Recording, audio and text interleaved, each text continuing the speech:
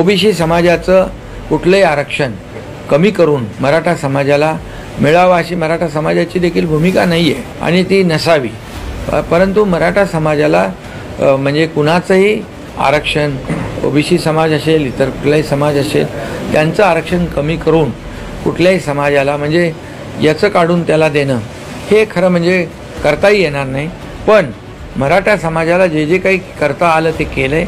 यापुढे देखील त्यांनी जे योग्य आहे जे आपल्याला कायद्याच्या चौकटीत बसून जे देण्यासारखं आहे कायद्याच्या चौकटीमध्ये नियमामध्ये बसून आपल्याला जे काही न्याय आहे मराठा समाजासाठी ती देण्याची भूमिका सरकारची आजही आहे। जवळपास 350 जाती ओबीसी मध्ये आहेत आणि आपण बघितलं तर समजा आता मेडिकलच्या ऍडमिशनचं बघितलं तर मेडिकलच्या ऍडमिशन मध्ये ओबीसीचा कट ऑफ एससीबीसीच्या वर आहे आणि एससीबीसीचा कट ऑफ ईडब्ल्यूएसच्या वर आहे। त्याच्यामुळे ही जी काही मागणी आहे त्यांनी नेमकं किती भलं होणार आहे याची मला कल्पना नाही। आपण जर नीट आकडेवारी बघितली तर मराठा समाजाच्या हिताचं काय आहे हे आपल्या लक्षात येईल।